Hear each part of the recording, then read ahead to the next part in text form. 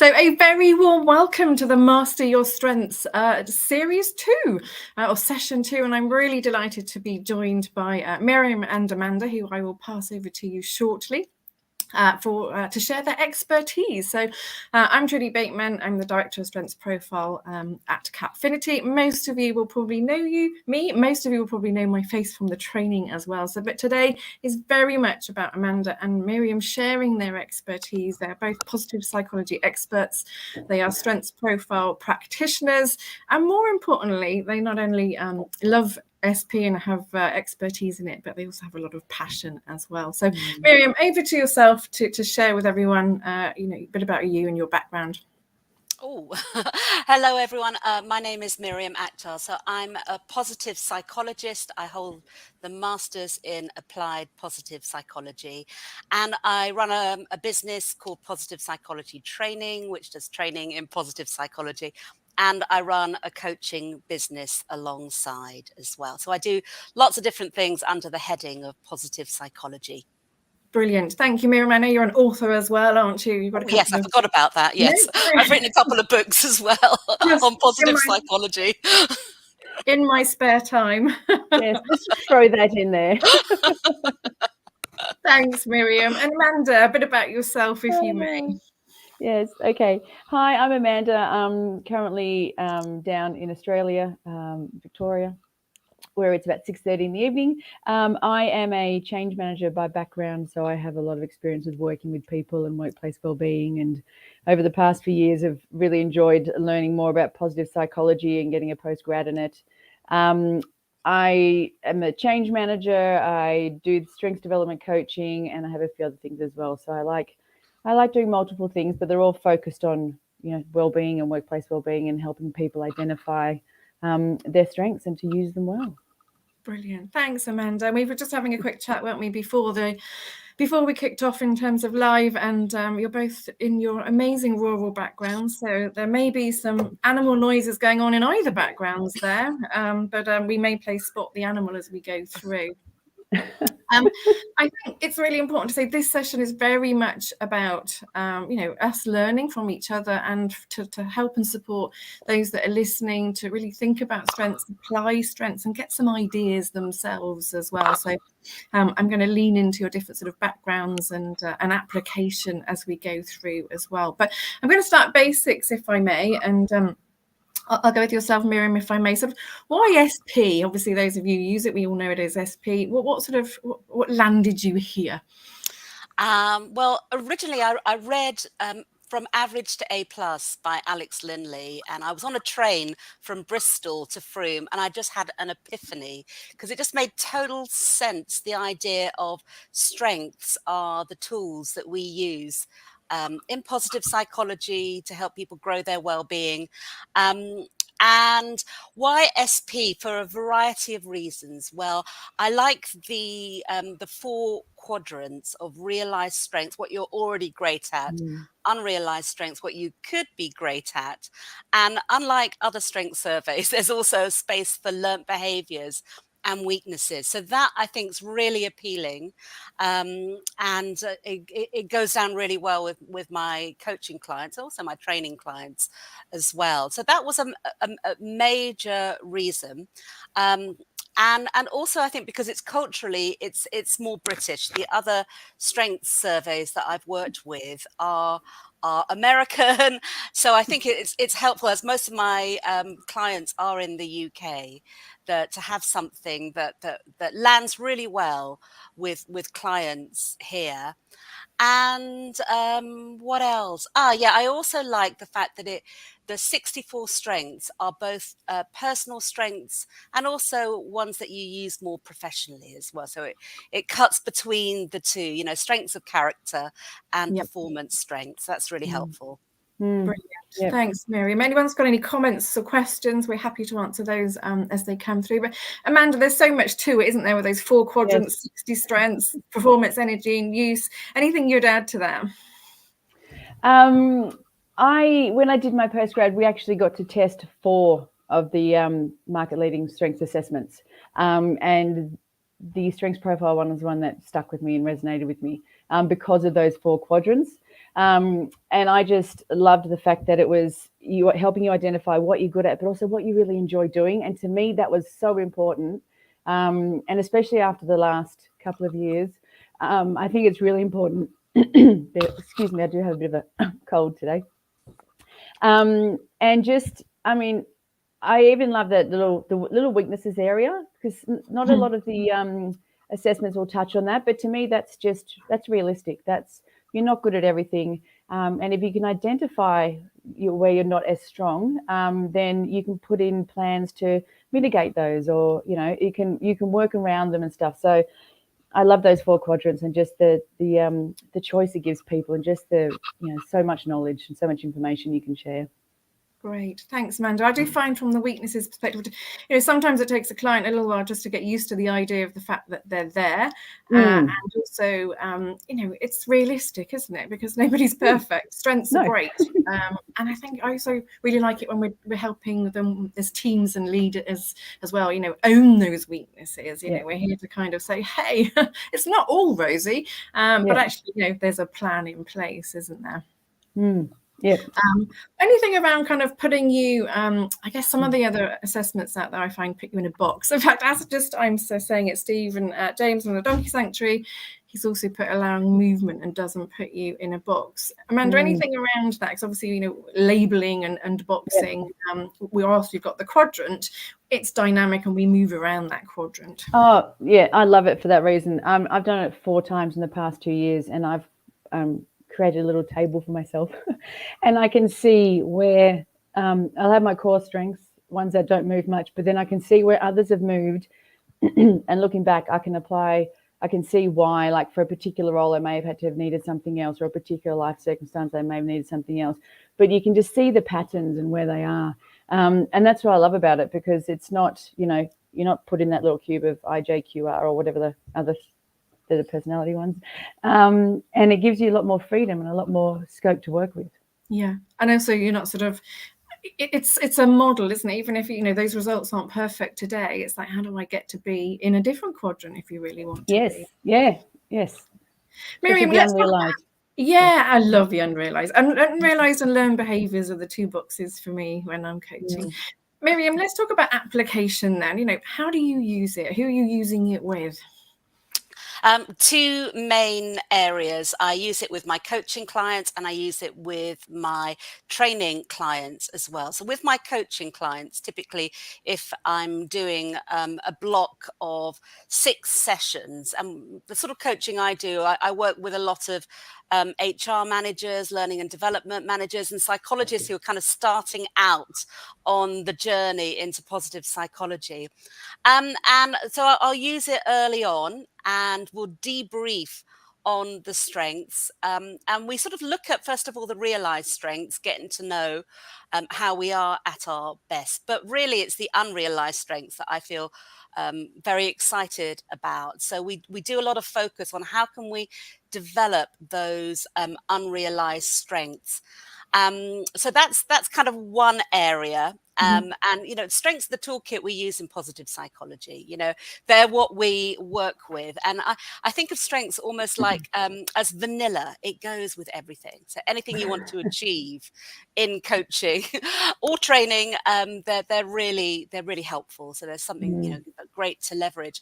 And then in training, I often do sort of positive introduction to positive psychology days, and we'll look at strengths alongside optimism, resilience, positive emotions. And I actually, over the last couple of years, I've run a lot of resilience programs, and strengths are really important to that, because they are the tools that we can use to strengthen our resilience. So I think, especially having gone through the pandemic, I think it's quite helpful for people to see which strengths of theirs have grown during the pandemic, and to get that sense that something positive has come out or is emerging from the pandemic.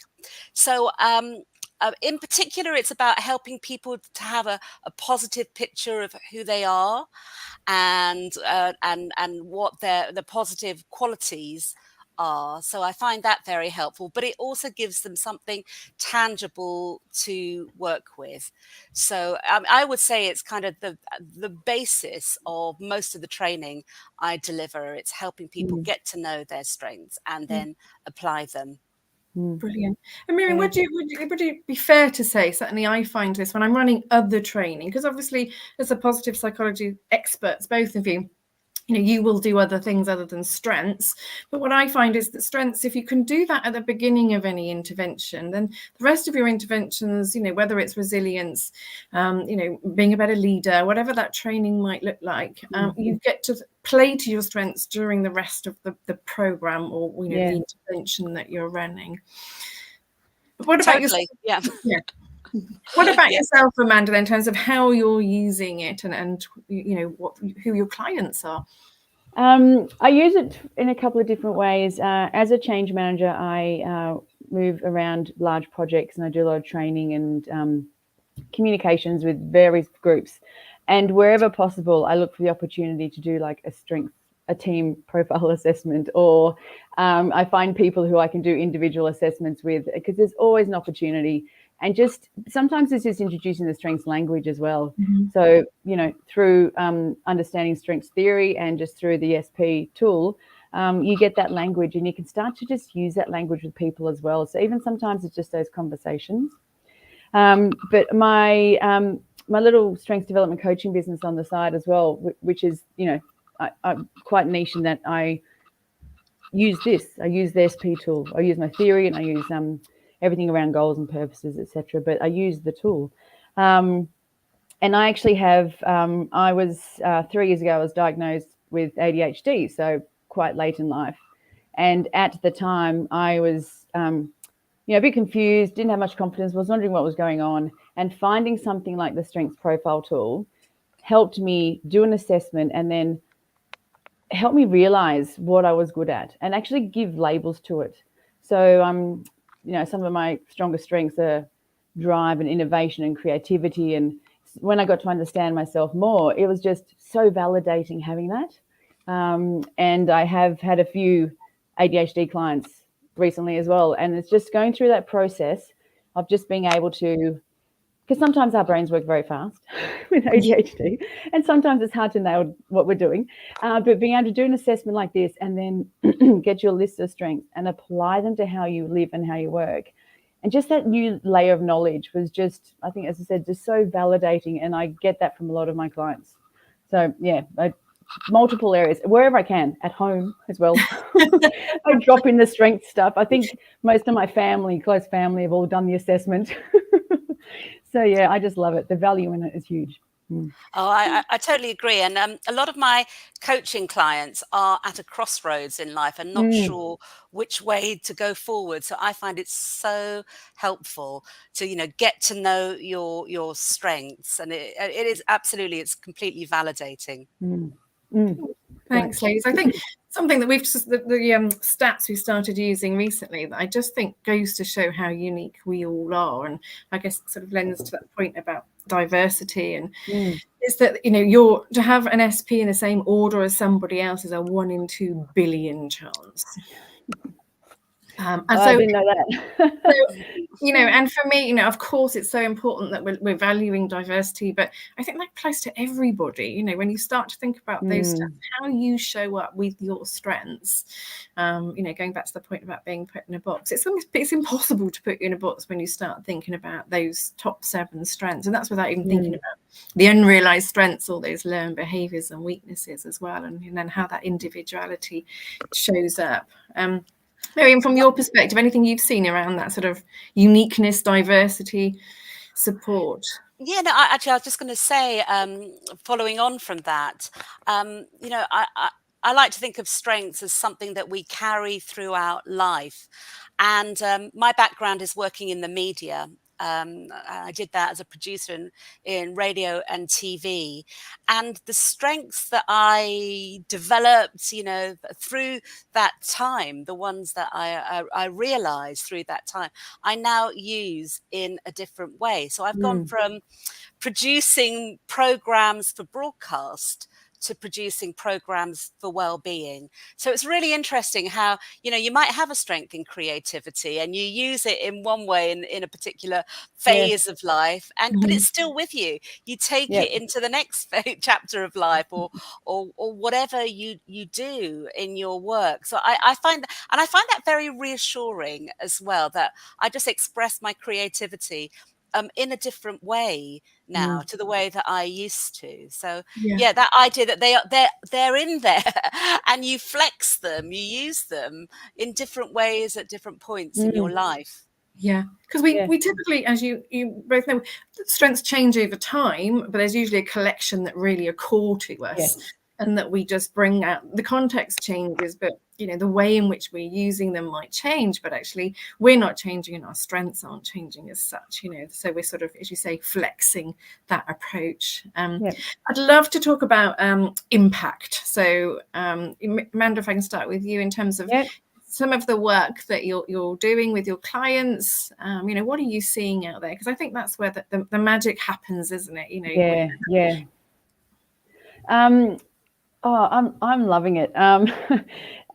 Just being able to, because usually when I start to work with people that, as Miriam mentioned, they're like at that crossroads, they're burnt out, they've had enough of the last few years, they want a career change, or there's a professional development opportunity coming up at work. So being able to work with someone and give them their own unique strengths language, and just for them to have those aha moments. Like, I love it when you're working with someone and they see something in their realized strengths and just kind of like, oh, okay, I don't think that's right. And then you talk through with them and you ask the questions to give them examples, and you dig in just a little bit more. And then they come up with all of these examples and stuff, and they go, oh, okay. And now they're really aware of their realized strengths and how they use them. And so that's like a really key step. And the feedback I get is overwhelmingly positive, of people just kind of going, I feel like I know myself so much better. I feel like I can now go for this interview with stronger language and how to sell myself, and just all those little benefits that come from it. Yeah, and that's just one quadrant, isn't it, Amanda? And do you find the experience there is that people sort of think, oh, no surprises, but then you have a coaching conversation, and then you just open up a whole sort of, as you say, the aha moments, the understanding of where I've been, where I'm going, and how that all looks going forward. What about yourself, Miriam, in the realized strengths? Very, very similar to Amanda. And what I've noticed, that people do have those aha moments, when they're getting to know their strengths. But what I really clock further down the line is that confidence that builds when they truly recognize and own their strengths. So it's almost like, you get a wow initially, and then that confidence grows, and it's just something, it becomes your sort of baseline of understanding who you are and what you're capable of. So that's the thing that really stays with me, is how it builds confidence. I had a client once describe it to me as, she now understands what lights her up. And I went, oh, that just sounds so good. The way she said it was just like, and she lit up, and her face lit up, and you could see all that positive body language and energy and stuff. And I just went, oh, that's why I do this. This is awesome. Yeah. Oh, fabulous. What about those unrealized strengths then? If I stay with you, Miriam, because obviously we heard some amazing, you probably have terminology about this. It's, my gold at the end of the rainbow, and, there's sort of this, essentially your bucket of potential, or whatever terminology you want to use there. But, that's where the magic, is really quite strong, because this is our area of, of energy and performance, but not you. So, talk to me, if you can, Miriam, about some of your experience in that quadrant. Well, I often find that the goals that people have, the way that they want to move forward, is totally aligned with their unrealized strengths. So that is such sort of good news to deliver when you're debriefing someone on their strengths. So I see that as one of my roles as a coach, is to point out how the strengths that they have there, their unrealized strengths, with just a bit of investment of time and effort, you can polish them up and realize those strengths. So another thing I love, actually, that we touched upon with SP, is how it brings together what we can do with what we love to do. And when people recognize that they have those strengths in their sort of unrealized quadrant, I find it's really uplifting, and it's really sort of inspiring for them. So when you get that match of ambition, goal, with what appears in their unrealized quadrant, and that is the quadrant that I really focus on as the sort of as the coaching develops through the session. So I think of strengths almost as friends that you can call on, or maybe unrealized strengths are like new friends, but in terms of terminology, I talk about it as your treasure chest, your latent strengths. With just a bit of effort, you could realize them. And you often find people are more excited as well in that quadrant to sort of finish that session, don't you? Because my realized strengths are things I'm already using and I'm already doing really well at, but I'm now more aware of them. But this is kind of, as you say, this sort of hidden treasure chest. What about yourself, Amanda, in that area? I've recently been using them in a couple of team assessments that I've done, where working with work groups where they are considering a next project or a next challenge, and I get them to look at, as part of that working out how to approach it, part of that is to look at those unrealized strengths, and is there anything sitting in there that you could use that could help you, with this next project, solve this problem. So I like to use them, for a long-term goal approach, but also just for that immediate, you've got them here, they're sitting there, how can you use them today type approach. And that just kind of gets the, if they've hit a wall or they're not sure where to go, that kind of gets the creative juices flowing again, and they look at it through a different lens. So I find that's really useful doing it from that perspective too. Yeah, brilliant. So I guess with teams as well, isn't it, that you find, I guess, with just one unrealized strength in creativity or whatever it might be, I have to put a bit of a plan together where you might have 3 or 4 people in the team all sitting in this treasure chest as such, with this creativity as an unrealized strength. So together they can move that forward. So bearing in mind, so with the unrealized strengths, one of the most common unrealized strengths are things like mission and legacy. So when I'm with a team, I can't help it because it's one of my top strengths. Is right, let's fire up mission and legacy in teams. And when you've got them together going forward with those, that motivation, that's when it's just like, sit back and watch it happen. It's amazing. So one of my other favorite quadrants is the learned behaviors, because this is an area, as you well know, is an area that I guess our area of competence, it's the can do, isn't it, Miriam, but not the love to. What are your experiences, Amanda, of that quadrant, and any sort of, for me, many aha moments in that quadrant for people? Yeah, when you explain why it's in that quadrant, and you remind people it's what you're good at, but you just you don't get the joy from it. So is it something that you've got a reputation for? So everyone knows that, look, Amanda's really good at Excel spreadsheets. So you just keep getting that job, and you keep helping out. And so when you explain some of the reasons why learned behaviors might be a learned behavior, that's when you get the aha moments as well. It's just kind of like, so because I used to really enjoy this, and it's like, okay, well, let's talk that through. And is it what are the reasons why you don't think you're enjoying it as much and stuff? And then you come up with a little action that maybe if they changed a few things, it could go back up to something that they really enjoyed. So I love going through those and just helping people see why they're there. Sometimes it's obvious to them, and other times, it's not as obvious, and you can dig a little bit deeper. Thank you. And Miriam, have you had that where someone might say to you, I would have thought one of my learned behaviors was one of my strengths? Yes. And actually, what's interesting that I'm finding this year is that work ethic comes up a lot in the learnt behaviors. In fact, I would say it's the number one strength that's appearing in the learnt behaviors quadrant, and I understand why, because I'm being asked to deliver resilience training, and people are burnt out. You know, we're in the 3rd year of the pandemic, and people are very tired. So I can completely understand why work ethic is appearing in the learnt behavior quadrant. And actually, in the unrealized strengths quadrant, my experience has been similar to yours, actually, Trudy. I'm seeing a lot of mission in there, and also legacy as well. And I think that's what I'm trying to help people to look towards, to remind them of their mission. Why is it that they do the work they do? You know, what brought them into the field originally? So that's what I'm sort of pointing people towards, who are finding that they're getting work ethic in their learnt behaviors quadrant. Yeah, reconnecting them. I mean, it's definitely, you are spot on. It is number one, and it always has been. And it kind of makes sense, really, in that, you know, it's something that we're really good at, working hard. But, you know, we've also learned that there is another life out there. And I think we've also, you know, got used to working from home and all the balances that we now have to juggle as well. So, yeah, thank you for that. Amanda, what about sort of, what do your clients say after the sessions or the team sessions? You know, and what's the feedback been for you running those sessions?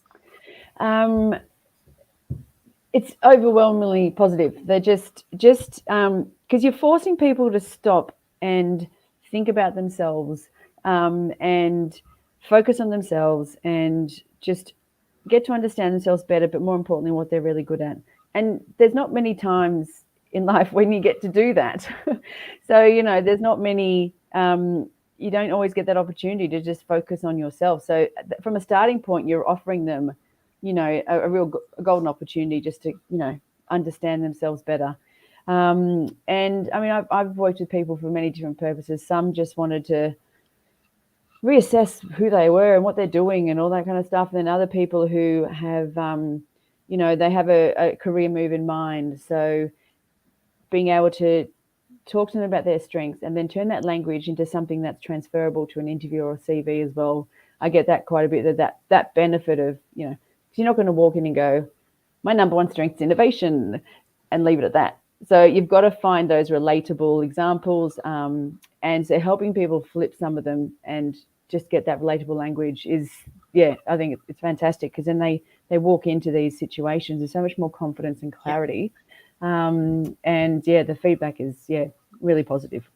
Oh, that's great to hear. I guess when you're helping people with CVs and careers, you know, starting with a blank sheet of paper is so hard, isn't it, for anybody, particularly people in their early careers as well. And, you know, for us who do at Capfinity, we do strengths-based recruitment. It's great to be able to hear that strength named, but we need to be able to hear evidence of it. Yes. Helping people to kind of collate their strength stories in the work that you're doing with your clients is so important. Miriam, what about you, and you know what your clients are telling you? Why are they coming back to you? Well, I hope they see the value of strengths and positive psychology generally. It's the same as Amanda. It's overwhelmingly positive. I've never heard any negatives whatsoever about getting to know strengths. And I think people see the value of how these are tools that they can use, and when they're thinking of particular tasks, they can put together a team with the people with appropriate strength. So I think what I notice is people see the potential, you know, the great potential of using strengths and creating strengths-based workplaces. And I can only see that growing. You know, we used to do personality tests, but the value of strengths is so much more, and it does give you both sides. It does show you who you are and gives you tools to use so that you will be at your best. So there isn't a downside as far as I can see. It's nothing but positives. Brilliant. Thank you, Miriam. And I guess for that sort of piece around personality, that, you know, there's a place for it, isn't there? But again, it's a little bit more boxy. And typically the SP, the benefits that people see from that is actually, you know, we, particularly now, our context changing more than ever, the world around us changing more than ever, and we've got tools in our box now to be able to what we call the right strength at the right time for the right environment, potentially. We're just coming to a close. I know that the three of us could talk about strengths for a huge amount of time. But what I would love is perhaps just for each of you just to summarize. I'm supposed to do it, but I'm handing over delegating my spotlight strength today. And I can chip in at the end. But, what are some takeaways, do you think, that for the audience now, in terms of why strengths? So sorry, Miriam, if I can go to you first. Well, strengths are a toolkit that you can use in your coaching practice, in your training business, and it helps people raise and recover their well-being and perform at their best. Thank you, Miriam. What about you, Amanda? Oh, I don't know. Being succinct is hard for me. Why strengths? I always just go, why not?